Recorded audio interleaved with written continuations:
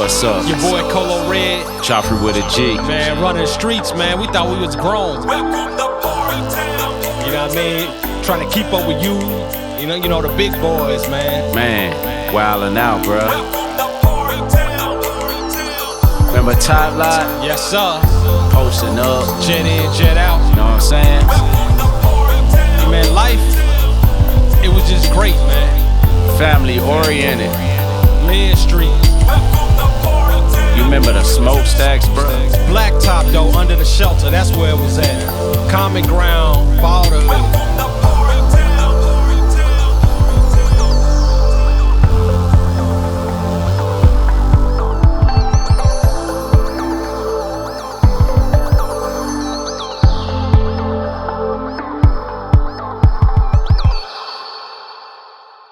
What's up? It's your boy Colo Red. And it's Joffrey with a G. And together we got the Parktown. City West. Welcome to the show. Yes, sir. Yes, sir. Man, So, what's on your man, mind, G-Mo? Hey, man, it's actually a lot going on. It's what is it? November 13th today? Yeah, it's the 13th. Yeah, November 13th. We got a lot going on. We got the Wakanda Forever just came out. Right. But first we wanna talk about Takeoff. Takeoff first and foremost. A week ago, Takeoff, he got shot and killed in Houston, Texas. Right. So let's talk about it, bro. I mean, what's your perspective on that? Well, being in Atlanta, I kind of seen the growth of Migos, growing fine tune. I like the Migos. I look at Migos, at least for not my generation per se, but I just keep my ears to the streets. Right. That's why I like them and I appreciate them. Yeah, I think Migos. I think Migos with their style to their generation and the generation up under them, they're like the Bone Thugs and Harmony and 3 6 Mafia of my generation. Just on a lighter note though, bro. I remember Snoop Dogg was talking about. I think they asked him to do a song with Migos, and he had to rap like the Migos, and he was like, he don't rap like that. Right. I think I seen that on his on his show. Yeah, he was like, he rapped like Snoop Dogg rap. He couldn't rap like that, so he couldn't even. He couldn't do it. He couldn't do a I song couldn't even with see Migos. it. I couldn't see a Snoop and Migos collaboration. That was funny, though. Anyway, but it was funny, and somebody did leave a comment where it was Snoop and I think 50 Cent had said something about Migos. And I just responded. I just said, it's a generational gap. Even though like NWA was like my era, but it wasn't my era. I was young, listening to NWA. Right. It ain't none like, our older brothers, that's their generation. They gangster, you know what I mean? So I appreciate NWA. But far as like revolutionary, I guess, in that respect to a cultural shift in rap, hip hop style. Yeah. It was Bone Thugs and Harmony and 3 6 Mafia. 3 6 Mafia. That's what it was. And a little bit of Tupac and Biggie, like Cause that was high school. Like, so for me, Tupac Biggie was high school. Right. And then like later on, senior year, I still had like a little Tupac, but then he died. Yeah. But you still had, like you say, Trey 6 Mafia, you had Bone, 8-Ball MJG. No Limit. It pretty much Outkast. Anything and all thing Memphis. Right. Like that's where crunk originated from. Right. It's Memphis. So I look at Migos in that same respect. If you older and you out of tune with music or just hip hop in that respect, then you might not appreciate Migos like I appreciate Migos, and then their actual generation and under them gonna appreciate them a whole lot more. So I just wanted to really set that perspective to make you understand how important Migos was to the hip hop culture, to Atlanta. It's a huge loss for Atlanta, and just hip hop in general is a huge loss. And they were selling records, man. It was selling records, man. It was good music, and they sold records. So. Right. And I like Migos are relatable to me. It's like they like homeboys. Like if you You know, whether you in the streets or whatever the case may be, like you got homeboys that relate to each energy of each Migo. Whether you have Quavo, you understand his energy, how he operate. You got a homeboy like that. You got a homeboy like Takeoff that's quiet, you know, that's with it, you know, with the ish, but just quiet, stay to itself, don't bother nobody. And you got fighters like Offset, you know, we seen it, you know, so we know. I say Quavo was mine, like yeah, I you know, he'll get it. You know, he remind me of Adrian, you know, back in part time. Yeah, you know what I mean. So he remind me of Adrian a lot. You know, like Big J, and you was like on some Offset, like y'all ready to go. Yeah, y'all gonna set it off. I'm always on go, like, bro. All right, we gonna wait till G-Bo, you know. It's like, you say what? Yeah. Who? Where them niggas at? Like y'all gonna swing, like y'all gonna swing first. You know what I mean? Man, and you know, man, I the older I get, the more I gotta kind of calm that down because I realize like I might still be able to get them, but I can't go like I used to. So I might be able to go 10 rounds back in the day, but now it might be like 1 or 2. Right. If one of them little jokers get back up, it's like, oh shit. Right. You gotta go another round. I gotta go another round with. You know, definitely send condolences to his family, friends, fans, hardcore fans, like the whole Atlanta. I felt like that's like my brother. You know what I mean? Like, he's one of the real ones. He was one of the real ones. Like, I felt it, and I mean, all the rappers, definitely rest in peace to all of them. But people like Trouble, like just being in Atlanta for so long. I never personally met Trouble, you know, but our people mess with Trouble heavy. Yeah. So I knew about him a long time ago, and I wanted to work with it. You know what I mean? So it's like it's a hit for ATL, man. And yeah, Takeoff was dude was dope, man. Like, man, I'm sure, man.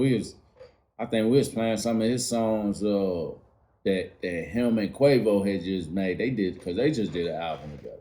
Right. So it's a couple songs, man. Like the lobby or whatever it was. Mm-hmm. That song go hard. You know, that's Takeoff and Quavo.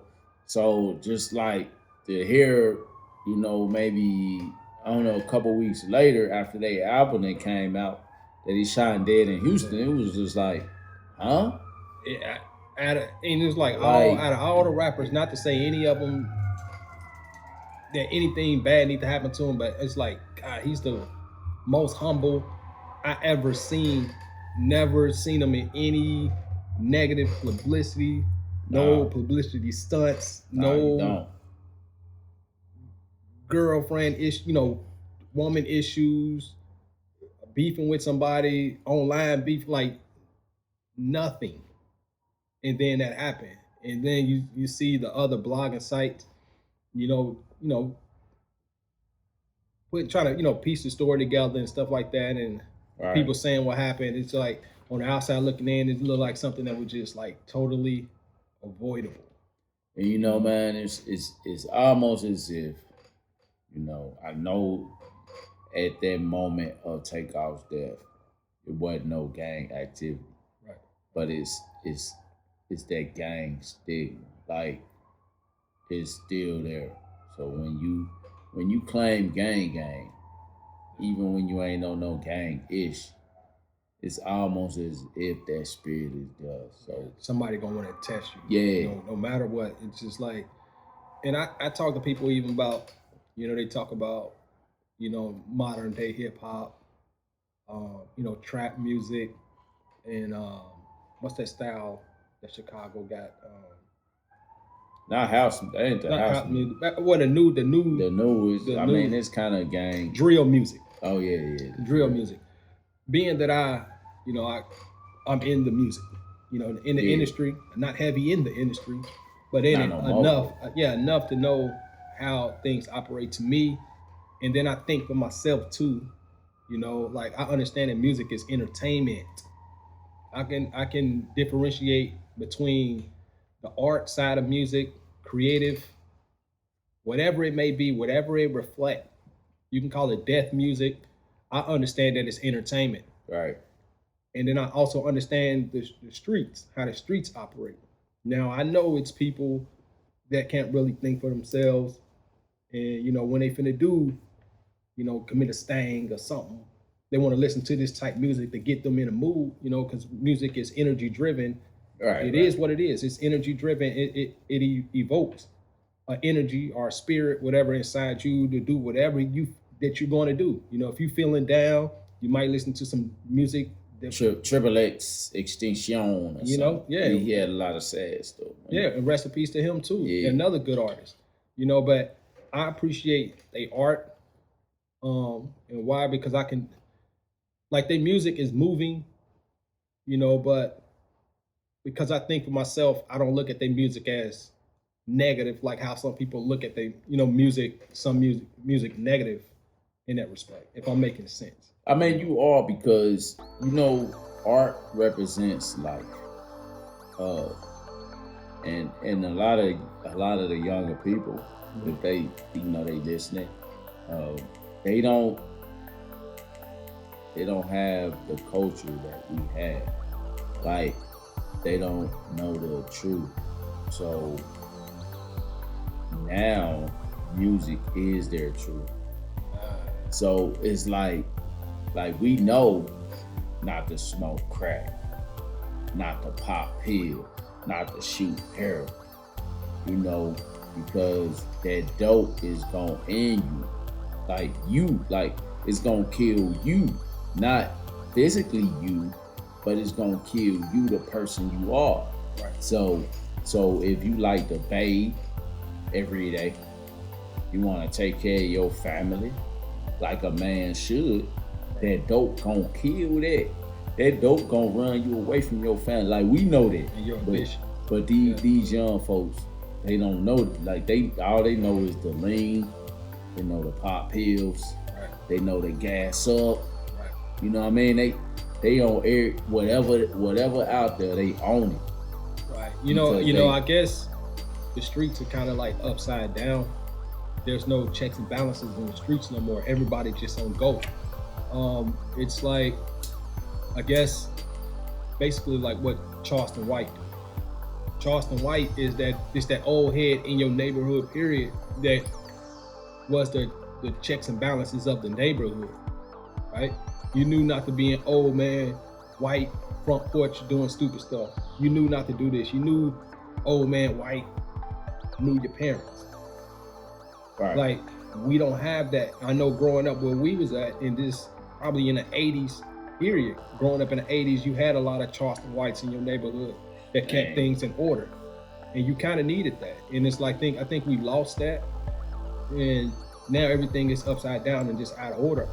People not listening. Because everybody knew everybody. Like, it'd be like, I mean, we could be wilding out in the neighborhood because everybody else was, and you know what I'm saying, we just kind of just doing our own thing.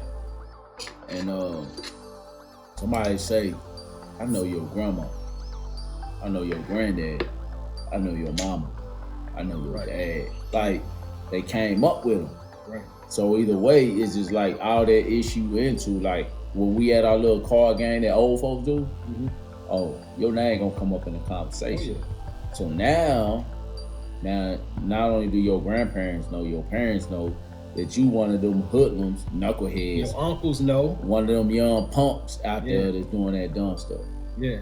So I think that's where we at. And a lot of the young folks don't have any directions.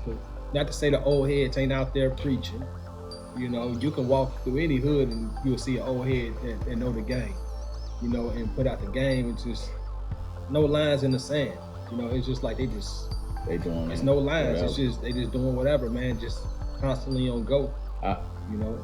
I must say though, bro, like, crack killed a lot of things, man. It's like, I mean, not trying to make all this personal, but I'm just keeping it 100. Like, you don't realize what dope do. So when you look at it, I'm looking at the past, and I realized that my uncle left his whole family. Like, he became single because he rather do dope than get a job and take care of his family who actually depended on him. Right. So regardless of what they went through, all our cousins that went through all that BS they had to go through as youngins and grown people because they ain't had a dad who was hooked on that dope. Yeah, man. So I mean, And it's it messed up a lot of families, man. and it's a whole generation lost, and after yes, that. So I mean, yes, it's just a trickle down effect of for every action is a reaction, So if coming into the 70s or late 70s, where women start accepting the government check, and then government housing over having the man in the house, it was like, okay, man, that's one thing. that started something. But and then you have that generation of the 80s that's going to be affected on what happened in the 70s. Right. And then whatever in the 80s, the children in the 90s going to be affected by both the 80s and the 70s. Now you got these 2000 babies that's affected by whatever happened in the 90s, Man. whatever happened in the 80s, then what happened in the 70s. So it just trickle to it just get worse and worse. Because you remember growing up in the 80s, 90s, it was, man, they don't fight no more. They don't fight no more, but they still fought. But it was getting to that point where they don't fight no more. Gun, bro. Now you got into the 2000s, it was really no fighting, all guns. Straight gun. Now you finna get into your 20s, your 2020s. Yeah, 2020. So 2020 to 2030, it's really like people are really on this train to go. No direction. There's no street codes. It's just anything goes, man. It's just really wild west mentality. Not wild west because there's guns everywhere, because guns being everywhere, in the South for a long time, and people respected each other. Now people just on go in general, but just to go back though, it's definitely sad that Takeoff lost his life. Any artist, that's losing their life is, I don't know when it's going to end. Man. It should stop, but I don't even really know what to say. You know what I mean? I mean, it's sad because it's like, I remember, that Bad and Bougie song. Like I know Migos was out before that song, but that song kind of that's what grabbed you. Put them on a map. Like I heard some of the Migos stuff before that, but that Bad and Bougie song, it kind of made it with like, dang, they got staying power. Yeah, that Versace. Yeah, but when you down there in Atlanta, and when they was grinding, doing talent shows. You know what I mean? You go to the clubs. I mean, you don't want to call them talent shows like that, but they go to the clubs and you can perform, whether the DJ, whatever, like the beginning stages. Like they was hungry. Yeah, they was hungry. Migos been hot for a while. Before the Bad and Bougie, but I thought they kind of cemented them. Yeah, I mean, if you didn't know about them, you know about them now. You understand? But every artist had to start somewhere. Even like Lil Key, rest in peace to Lil Key. When I was going through my breakup, Lil Key music was just like, that was your ish right there. That right there got me through. I felt like Lil Key was my people. I never met Lil Key, but I'm on Cleveland Ave. I felt like I know homie, because I was going through my issue. Whatever he was doing, personal life or anybody that was his op or whatever the case may be, it was no issue.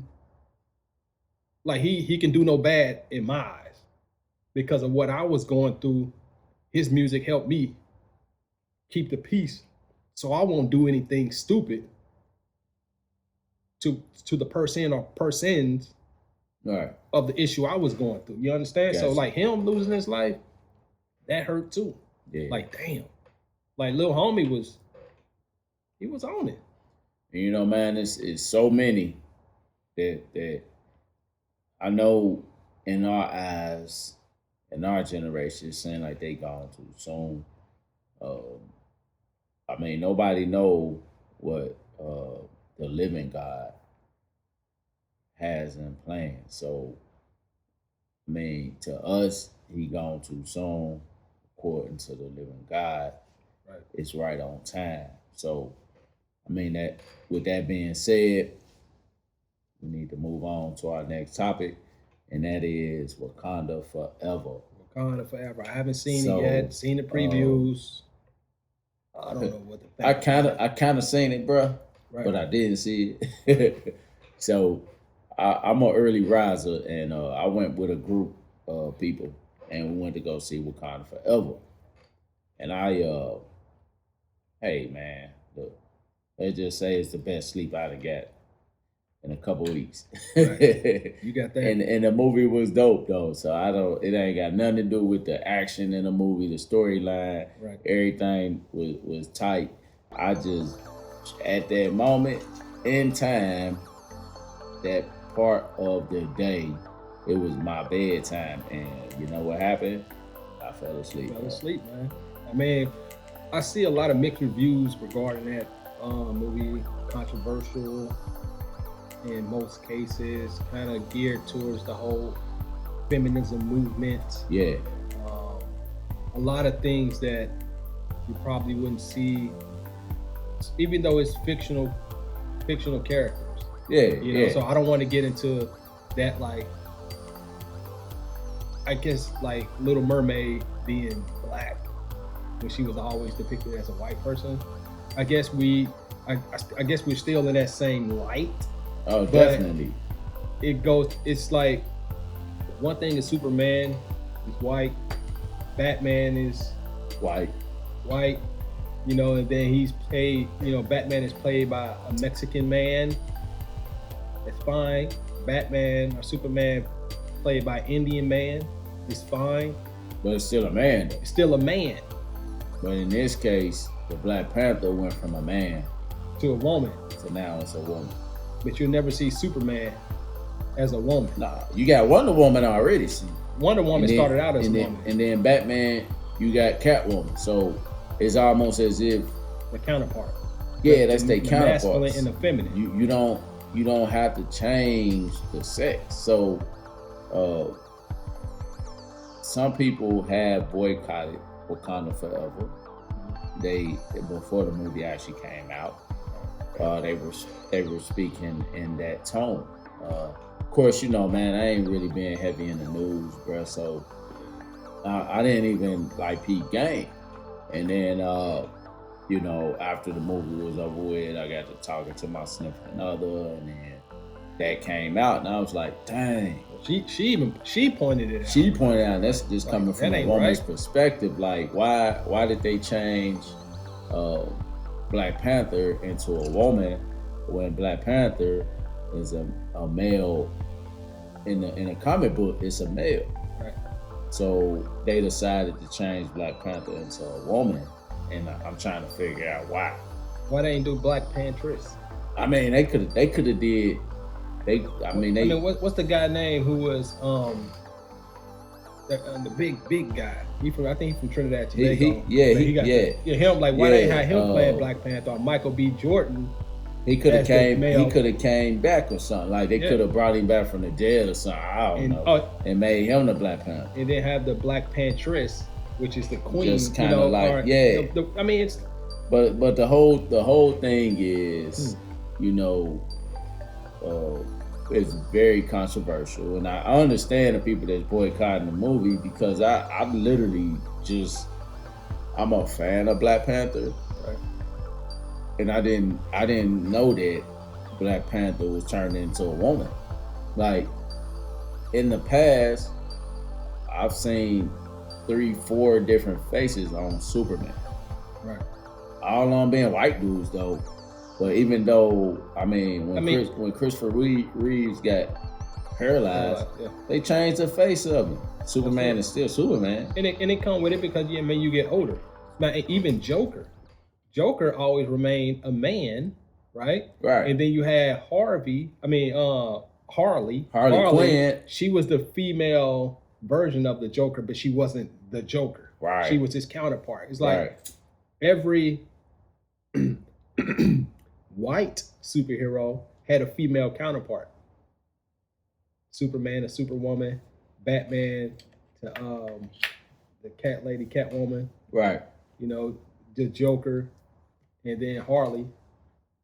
Um, but I guess it's to further emasculate black men. I guess maybe it's a conspiracy. Man, I was hoping you ain't go there, bro. I mean, maybe it's a conspiracy with black men. It's like, you know, we want to further break up the black community as women don't need a man and women are superior. And even though I like to think black men in history never oppressed black women, I think black women really was just the head of a white woman's movement of oppression by their man, which their man run society. They make the laws, you know. So I never understood a black woman fighting feminism. And you know something, man, what I've realized is our brothers and sisters over there in Africa, Right. that the black men in Africa,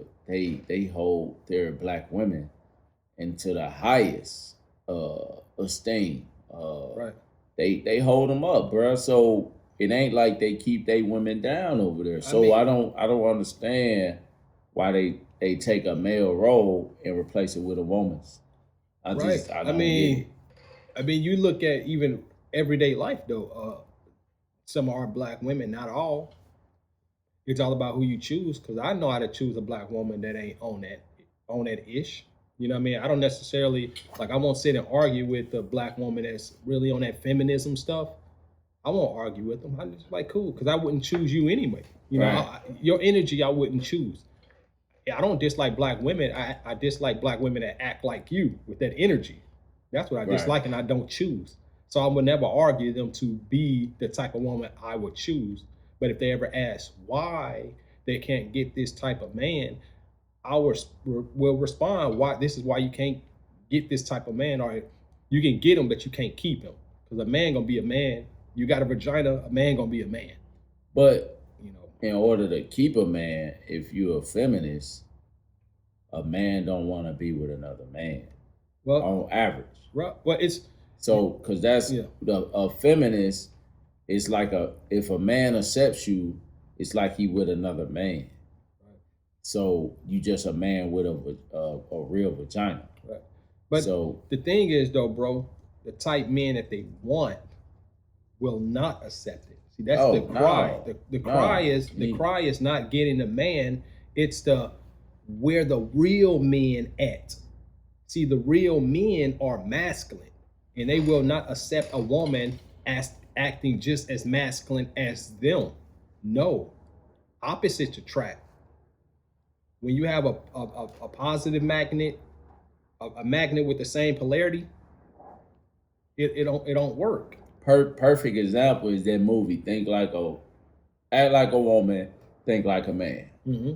So, all right, one of the women, she was highly successful, youngest COO, and then she ended up running into an old college buddy. Used to be her ex-boyfriend. He was the youngest CEO of a company, and then she ended up dumping her boyfriend that was up and coming, mm-hmm. And then she ended up getting with him.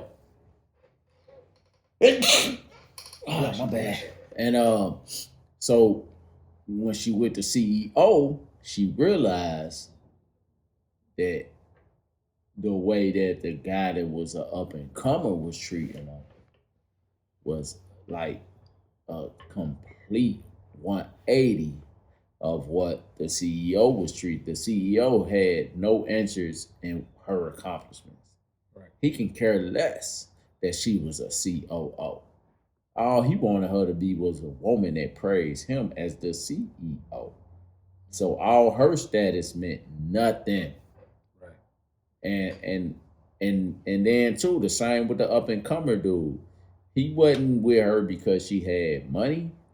He was just with her because he was actually feeling her. Like, he thought she was a beautiful woman. Right.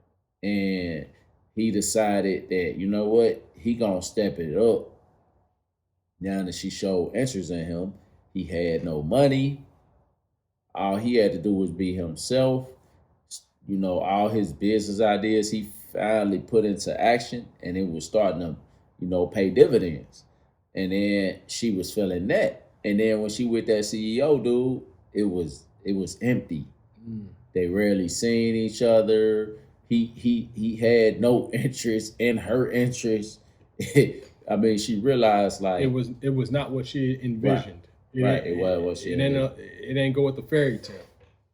Nah, because that's just not what it is. Like, hey man, if I'm CEO of a Fortune 500 company, yes, I want a Marilyn Monroe looking type woman. I'm okay with her being her own woman, but I mean, look, is she cooking and clean? Take care of the house. We have a few kids together. It's all good. Yeah, she can have her book clubs on the weekend. She do her dinners and entertain. Ain't no problem with that. But at the end of the day, I'm the leader, the CEO of a Fortune 500 company. I need you to praise me. I mean, that's just keeping it 100. That's what it is. So a lot of times, men and women, we forget, like, regardless of who we are as far as sex, we all got a role to play. And men, on average, do not want another man. And me as a man, I mean, my wife being a CEO of a company, I don't find that attractive. At least it's one thing. If she is, that's Right. cool. That's cool. But if that's her leading, like, I'll tell you this, women, let's just keep it this simple. I know we strayed off of Wakanda Forever. Yeah, but look, we went off a little bit. let's take this simple. One woman. When a man leave with his wallet, y'all first say that's unattractive. If he leave with his wallet, you treat him like a walking cash register. Y'all know this, women. Y'all know this. So when y'all leave with y'all accolades, I own my own house, I'm the CEO of this, it's equivalent to a dude leading with his wallet. Like, you want a guy that has money, that's humble with it. Probably the majority of you women like that. Then you have your women, like, when a man leave with his wallet, as a woman, if you put up with him, you probably treat him like a walking cash register. That's the guy that you gotta do for me, you gotta, like, it ain't no amount of what he can spend on you that's gonna ever make you happy, because you look at him as a trick. Like how a stripper will look at me walking in the club. Right. I'm a walking cash register. Like, I'm a trick. It's not a genuine, real relationship. It ain't a genuine, real relationship, right? So, I mean, at least my homegirls, that I converse with, they want a guy that got money. We respect that. Right. Women are hypergamous.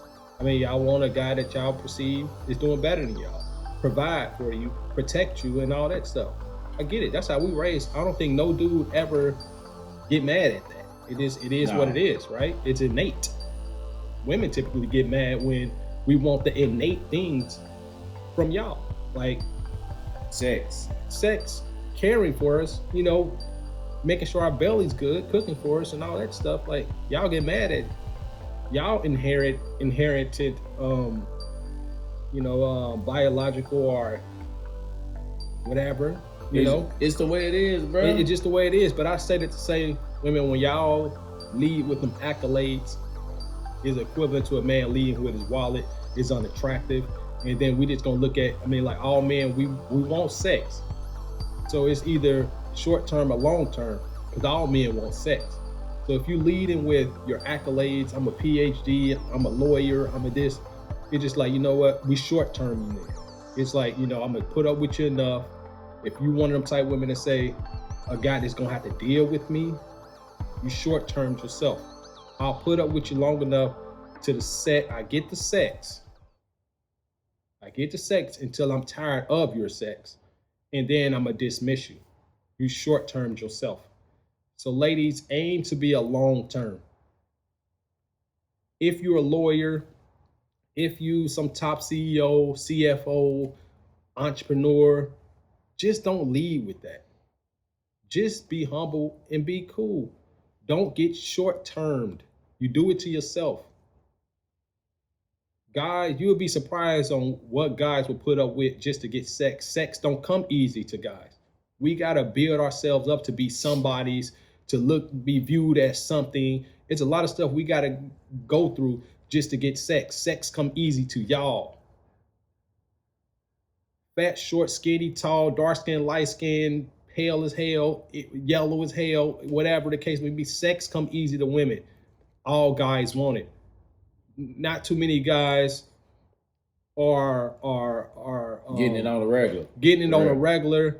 Have all these stipulations like, man, she got to be over 5'7". She got to this. She can't be 5'5". She can't weigh 200 pounds.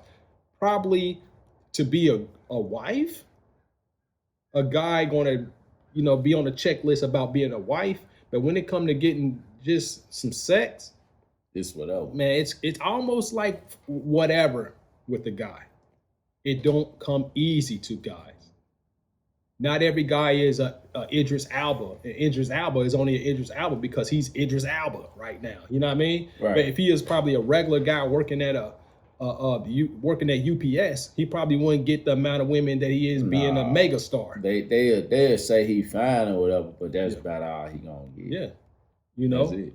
But it just, sex don't come to us. So y'all probably take sex for granted, women, because it come easy. Y'all don't have to work for none of that.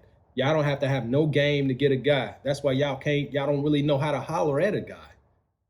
Because y'all don't have any game. Y'all just really literally just show up pretty and that's it. A guy gotta have game, say the right words, gotta have swag, gotta have a nice car at most times. It's like know when to shut up. Know when to shut up. He take you out to eat, spend amount on you. Like all these stipulations dude gotta do just to get you, and all you have to do for penis is just basically be a woman. Yeah, that's it.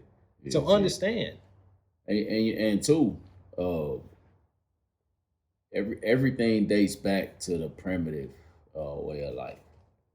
A man might kill a whole buffalo, bring it back to the tribe, but it's gonna take that woman to feed the whole tribe, because a man he just gonna take enough to feed himself. Even if he killed that buffalo to feed the whole tribe, it's just natural for us to make sure that we okay. Just us. Yeah. Even though it's for everybody. So everybody can eat when it come to us, but it's gonna take that woman to make sure that everybody's fed. Yeah, that woman with the right feminine energy, man, you can bring peace from that man, or you can create chaos with your feminism. Y'all don't understand how powerful being feminine is. Right. Feminine is. The masculine persona, it moves men in the opposite direction if y'all can just open your eyes to see all that, having attributes that's attractive to women, and y'all brag about that's what y'all have, like all these accolades that impress y'all as women, because y'all looking at that as security, for as providing for security. Think, women, you make $100,000-$200,000 a year. Why would that impress me when you're not providing for me at the end of the day? You still looking at me to provide for you. Right. You're still looking at me to protect you. Like if a woman said, I got an AK-47, an AR-15, I'm like, are you really going to protect me? Because if somebody break into the house, you'll probably look to me first to go downstairs. So why would you having all the guns mean anything to me? I mean that. Right? It mean a lot to your children, probably, but not me as a man. See, the man protects the family, the woman protects the children. Right. That just really, why men, we respect it. Now, an F-boy don't mean nothing. All they just want to do is just have sex all the time. So you don't make that all day. Yeah, them men, they are insignificant. They're nothing. So it's just. So in closing, rest in peace, Takeoff. Takeoff. And Wakanda Forever. Drop your notes on how you feel about both situations. Yeah, about both situations. You know, how Migos, what Migos did for you in your time. You know, your dash from born, you know, to whenever it is. It's all about the dash. It's all about the time in between when you was born to the time you died. That dash, what the Migos did for you. Yeah. Yeah. Hey, I'm Joshua G. And it's your boy Colo Red. Peace. Peace.